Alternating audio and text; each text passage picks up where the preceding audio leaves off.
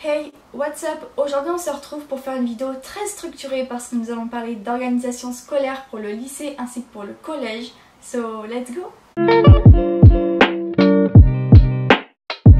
Vu que vous étiez nombreux à me proposer cette vidéo, j'ai bien évidemment accepté de la faire.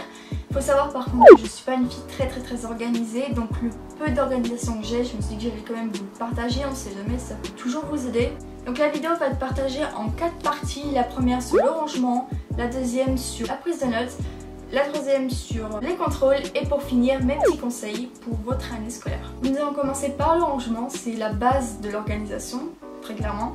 Pour ma part, chez moi j'ai un casier, enfin dans ma chambre, j'ai un endroit pour ranger toutes mes affaires scolaires où je peux clairement me retrouver. Donc vu que moi c'est un grand espace, d'un côté j'ai mis mes livres scolaires et de l'autre mes cahiers, mes classeurs et mes trieurs, enfin, tout ce que j'ai quoi.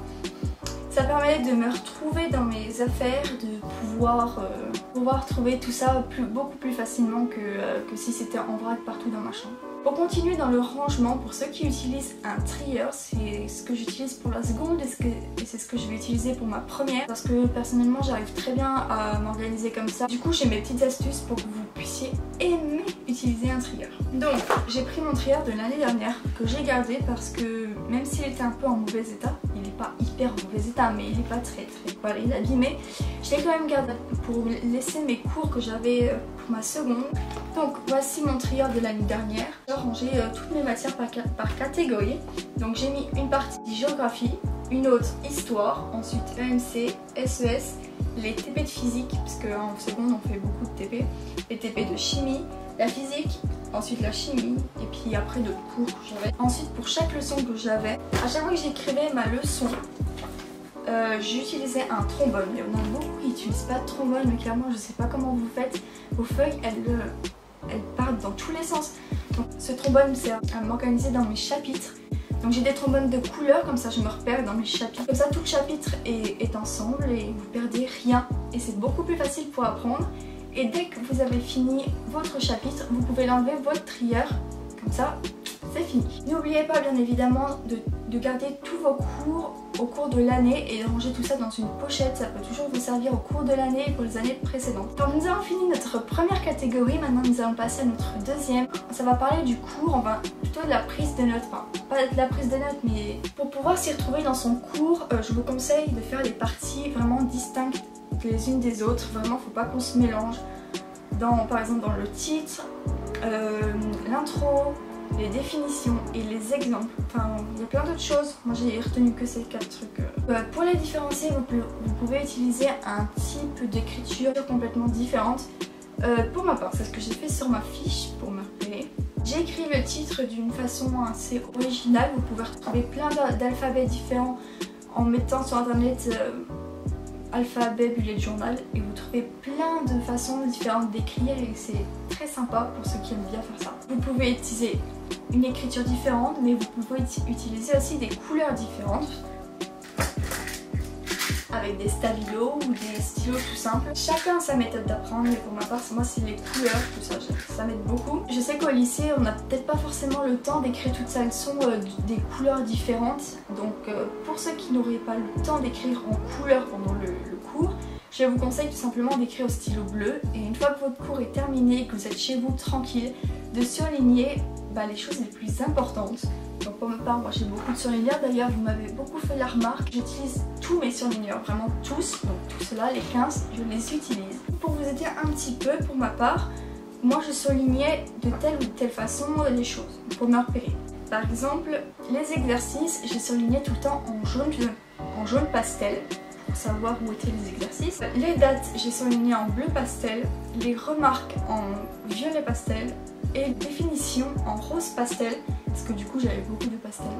Donc c'est ce que je faisais pour la plupart des cours quand j'avais pas du tout le temps d'écrire en classe. Et j'écrivais tout au stylo bleu et une fois chez moi je surlignais les choses les plus importantes. La deuxième partie est finie. Enfin j'espère vous avoir un tout petit peu aidé quand même. Maintenant on va passer au contrôle. Donc pour les contrôles ou les interros, je pense que tout le monde dit les mêmes choses, c'est d'utiliser des fiches. Alors si ça peut vous rassurer, j'ai pas utilisé des fiches tout au long de l'année parce que c'est très long à faire, enfin c'est pas très long mais c'est quand même chiant Mais pour ceux qui veulent quand même en faire, je vais vous répéter un peu les bases. Pour faire des fiches, il faut très clairement utiliser que des mots et les mots les plus importants.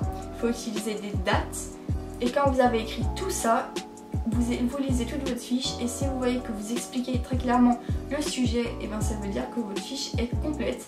Si vous n'avez pas expliqué le sujet, c'est très clairement que votre fiche n'est pas complète ou que vous-même n'avez pas compris la leçon. Et dans ce cas-là, il faut revoir toutes vos leçons. Et pour ceux qui ne veulent pas faire de fiches, eh bien, surlignez votre cours de telle ou telle manière comme je vous l'ai dit précédemment. Maintenant je vais vous donner un petit conseil, c'est à chaque soir, essayez de relire vos leçons juste avant de vous coucher parce que votre cerveau travaille la nuit et du coup c'est beaucoup plus simple d'apprendre comme ça. C'est ce que j'ai fait des fois pour des contrôles. Par contre moi j'écoutais en classe donc du coup j'apprenais beaucoup plus en cours et une fois chez moi, eh ben, je relisais ma leçon le soir avant de me coucher et le lendemain je la savais. Donc ça c'est un petit conseil. Donc nous avons fini la troisième partie, maintenant nous allons passer à la quatrième qui est les petits conseils que je peux vous donner. Je vous conseille de ranger votre trieur ou votre classeur le plus souvent possible, genre tous les week-ends, parce que autrement vous allez entasser des choses inutiles et ouais, revoyez tout ça. Pour finir, ça c'est au niveau de la lecture parce que n'importe quelle classe vous faites des lectures normalement. S'il y en a beaucoup parmi vous qui n'aiment pas lire, je vais vous donner un petit conseil. Au collège ou au lycée, on vous donne toujours des livres à lire au cours de l'année. Donc pour ma part, j'ai pris un livre de seconde. J'ai lu Bérénice de Racine et c'était très nul. Et pour m'aider à lire, parce que très clairement c'était ennuyant, et ben j'ai mis des post-it à chaque fin de chapitre.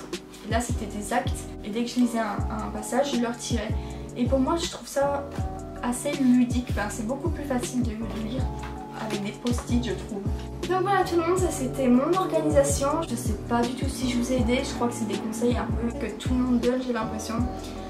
Mais moi c'est mon organisation à moi, comme je vous l'ai dit, je m'organise pas vraiment. J'espère quand même vous avoir aidé, si c'est le cas n'hésitez pas à mettre un gros pouce bleu, ça me ferait super plaisir. D'ailleurs je tiens beaucoup à vous remercier, vous étiez hyper nombreux sur ma dernière vidéo.